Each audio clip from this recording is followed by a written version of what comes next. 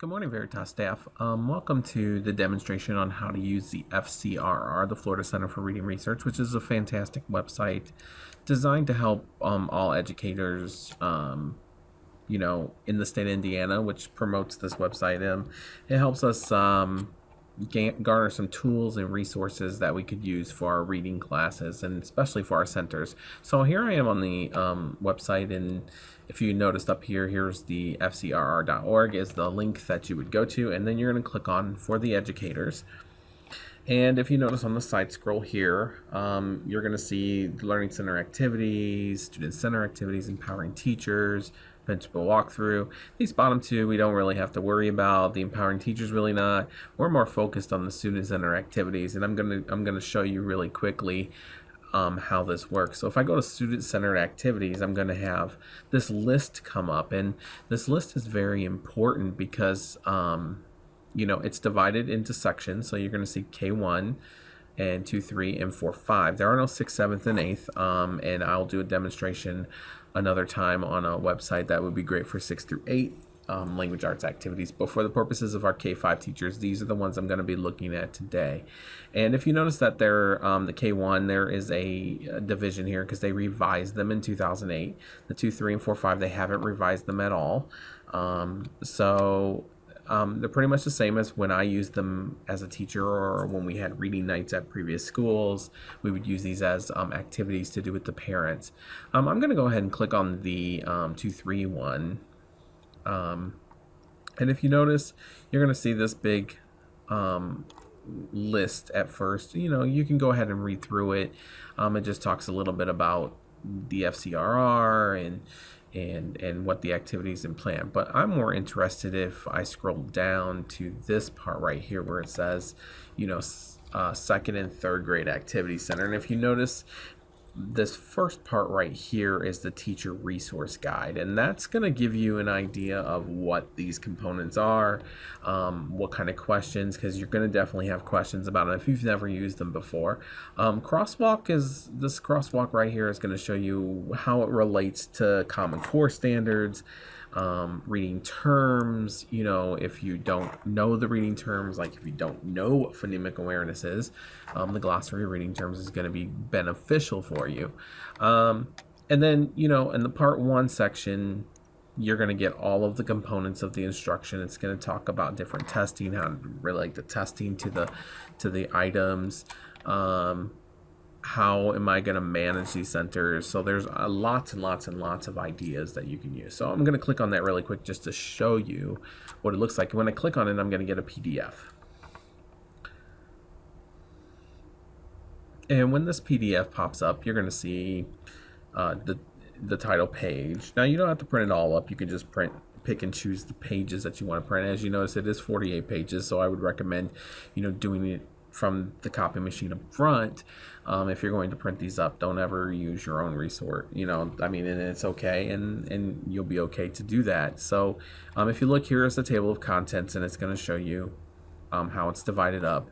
But if you look, it starts with the components of the reading, and we know that there are these 5 components to reading, which I highlighted really quickly, and those are the ones that are going to be covered consistently and constantly, and they change as the grades go up. Some don't even exist as the grades go higher, but we want to make sure that we're doing that. And one of the areas is that we're really focusing on as a school is the vocabulary here is the biggest one that we're more focused on. So those would be a lot of great activities to do with the class. And again, as I scroll down, and I know I'm kind of going fast here a little bit, but it goes through and it tells you, like, for example, here's fluency, and it tells you what fluency entails. And it gives you ideas and pointers as to what these students will need to know in these grade levels. Okay, I'm going to click back out of here. And book 1, a lot of them are divided up. A lot of the sections are divided up into book 1.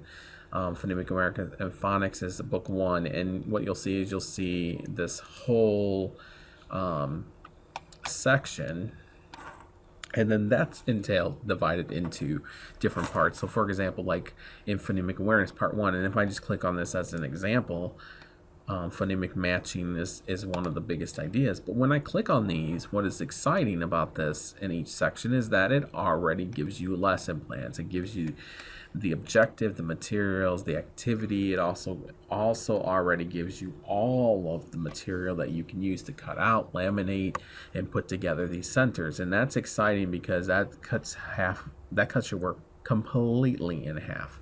And you don't know how beneficial it is until you have a resource like this. We never used to have a resource like this, and then the state started promoting this back in like 2008, roughly about 2008 or 2009, and then that's when I started using it. And I kind of, introduced little bits at a time or things that I needed. But as you can see, if I click on just the phoneme matching, I don't have to do every lesson plan. I can just pick and choose the lesson plans that are going to fit with whatever lesson I'm doing. Now, there's no way to really search these to see specifics, but vocabulary is like I said, vocabulary is one of our more important pieces to our school-wide plan. So, if I wanted to click on just part 3, word meaning, and as that pops up, and it starts very small. It'll start with the knowledge activities, and then these activities build on each other. So even if you wanted to do them all in order, and if you notice this section particularly is only 20 pages, which doesn't mean that there's a whole lot of lessons, but they build on each other until you get, and so you'll go from that, knowledge, comprehension, analytical to the, synthesis and the evaluation, which can create a lot of great rigor in your classroom and can also benefit the students with learning experiences that you can't cover right away, or you want to give them a little more independent practice. And so this is why this resource, I always promote this resource when I'm coaching, because it is a great tool. So it changes by grade level. So if I go backwards and I go to just the K1, K1 is all about, the basics, really basics. And of course, for my K1 teachers, yes, it covers all the high frequency words, which is something that you want to cover. It doesn't always, it doesn't cover in-depth comprehension or vocabulary, because you guys are just starting out, your kids are just starting out, or just continuing to go off skills from kindergarten if it's first grade.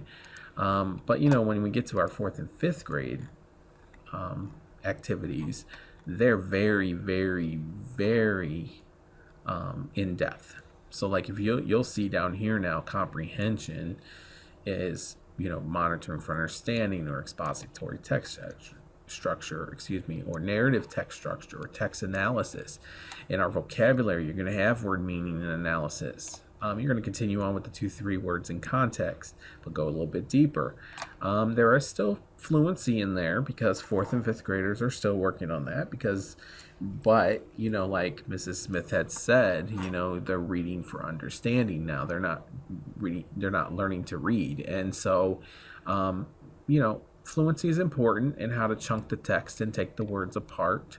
And knowing syllable patterns. So I really encourage, in my final spout about this site, is I really encourage you to check it out for yourself. Again, I'm going to go through it really quick. You go to FCCR or FCRR.org, and then you click on educators and click on student activities, and then from there, whatever grade level you're in, those are activities you're going to use. And of course they're grouped, but and it wouldn't hurt, if you have some kids that are lower. I mean, also remember that this would be a great resource too, with differentiated learning, because you can pick the activities that you need. So when you're doing those tier 1 services in your room, and I do this a lot in Title I, is I will pull, if a student is in 5th grade but they're reading at 3rd grade, I will pull 3rd grade activity.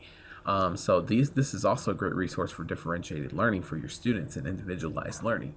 So I really encourage you guys to use it. If you have any questions, make sure you come and see me. Thanks, and have a great day.